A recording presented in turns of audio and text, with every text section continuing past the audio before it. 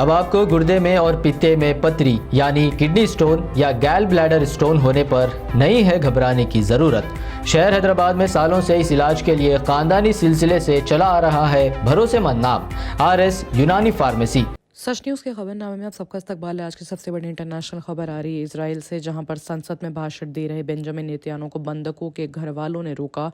वो कह दी चुभने वाली बातें। विशेष संसदीय सत्र के दौरान नेतन्याहू ने बंधकों के परिवार वालों से मुलाकात करी। नेतन्याहू ने उन परिवारों से ऐसा कुछ कहा कि वो भड़क गए और नारेबाजी करने लगे। गाजा में इजरायली सेना IDF और हमास के बीच युद्ध चल रहा है। बेंजामिन नेतन्याहू की सेना हमास पर कहर बनकर टूट रही है। इस बीच मंडे को संसदीय सत्र यानी प्रेस कॉन्फ्रेंस के दौरान नेतन्याहू ने बंधकों के परिवार वालों से मुलाकात करी। नेतन्याहू ने परिवार वालों से कुछ ऐसा कहा कि वो भड़क गए। लोगों ने नेतन्याहू को ऐसी बात कहती जिससे वो और उनके साथ के सांसद भी हैरान हो गए, लेकिन किसी तरह नेतन्याहू ने लोगों को शांत करने की कोशिश करी। आपको पूरा मामला बताते हैं। एक तरफ नेतन्याहू अपना भाषण दे रहे थे तो दूसरी तरफ अपने प्रियजनों की तस्वीरें और नामों के साथ पोस्टर लिए लोग उन्हें बातें सुना रहे थे। नेतन्याहू ने समय मांगने पर परिवार वालों से असहमति करी। भीड़ में से एक ने कहा कि हमारे पास वक्त नहीं है। एक आवाज के साथ ही भीड़ ने भी चिल्लाना शुरू कर दिया। वो एक साथ चिल्लाने लगे कि हमें हमारे अपने अभी चाहिए। इस तरह नेतन्याहू की अपने ही लोगों से इस मामले में झड़प हो गई। न ही सिर्फ ये प्रेस कॉन्फ्रेंस के दौरान हुआ, बल्कि संसद के भीतर नारेबाजी भी चलने लगी। जब नेतन्याहू लोगों से बात करे तो कुछ परिवार वाले उखड़े हुए नजर आए। भीड़ में से एक PM ने कहा कि मेरी बेटी 80 दिनों से उनके कब्जे में है। मेरे लिए 1 मिनट नरक जैसा लग रहा है। अगर आपका बेटा उनके पास होता। तो जवाब में प्रधानमंत्री ने कहा कि हमने कोई कसर नहीं छोड़ी है। ऐसे में लोगों का गुस्सा सही तौर पे नेतन्याहू पे देखने को मिल रहा है।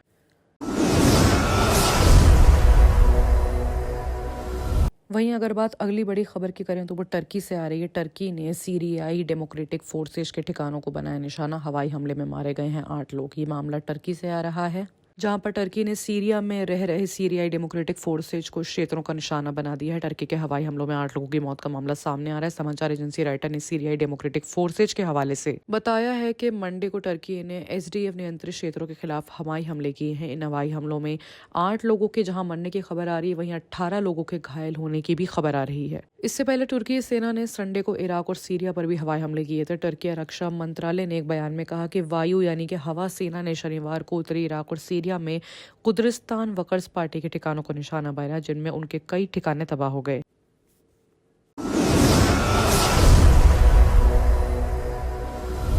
वहीं अगर अब बात नाइजीरिया की करें तो नाइजीरिया के उत्तर मध्य राज्य में मारे गए 160 लोग डकैतों ने किया था हमला। नाइजीरिया के उत्तर मध्य में हुए हमले में मरने वालों की तादाद बढ़ के 160 हो गई है। अधिकारी ने सोमवार को बताया कि संडे को डकैतों ने समुद्रों पर हमला कर दिया। अधिकारी ने यह भी बताया कि इस हमले में अब तक 160 लोगों ने अपनी जान गंवा दी है। इसके अलावा 300 से ज्यादा लोग अभी भी अस्पताल में घायल हैं और वो अस्पताल में उनका इलाज चल रहा है। नाइजीरिया के उत्तर मध्य से ये मामला सामने आ रहा है। इससे पहले सरकारी क्षेत्र के कार्यवाहक कसा ने मंडे को शनिवार और रविवार के हुए हमले में 113 लोगों के मरने की खबर दी थी। वो बढ़ के 160 हो चुके हैं। उन्होंने कहा है कि हमला डकैतों ने किया था, जिसमें लोगों के मरने की आंकड़ा बढ़ सकता है। दरअसल उत्तर मध्य राज्य में चरवाहों और किसानों के बीच में झड़प काफी दिनों से चल रही है। खबरें सामने आती रहती है। मई के बाद यहाँ हिंसा के हादसों ने बढ़ोतरी करी है। किसान चरवाहों हमलों में 100 से ज्यादा लोग अभी तक मारे जा चुके हैं।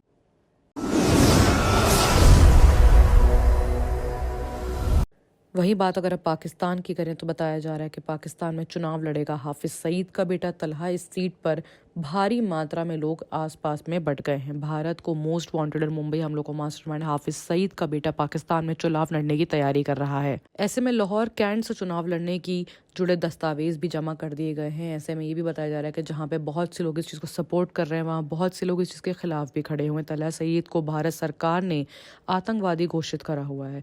देखा जा सकता है कि जब से इस तरह की नई पार्टीज निकल कर आई हैं, लोग काफ़ी ज़्यादा बढ़ गए हैं। जहाँ पर एक गठन उसको सपोर्ट कर रहा है, भाई दूसरा गठन कह रहा है कि आतंकवादी पार्टीज में शामिल नहीं हो सकते। ऐसे में बहुत से न्यूज़ की हेडलाइंस ये भी आ रही हैं कि पाक राजनीति में अब आतंकवादियों की भी एंट्री होने लगेगी। तो चुनाव हो चुके, हाफिज सईद की पार्टी से उनका बेटा आगे खड़ा हो रहा है चुनाव के लिए। अब देखना ये है कि वो कितनी सीटों से अपनी जगह बना पाते हैं। बाकी की तमाम खबरों के लिए देखते रहिए सच न्यूज़। अब आपको गुर्दे में और पित्ते में पथरी यानी किडनी स्टोन या गैल ब्लैडर स्टोन होने पर नहीं है घबराने की ज़रूरत।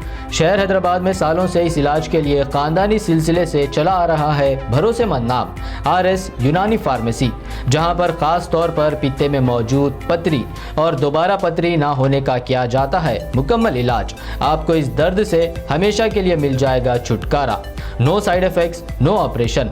तशखीस करते हुए दवाएं की जाती है फराहम। तो देर ना करें, जल्द ही तशरीफ़ लाए RS यूनानी pharmacy, Bahadurpura X road, opposite Canara bank, Hyderabad. मज़ीद तफसीलात के लिए रब्त करें 9390610436 पर।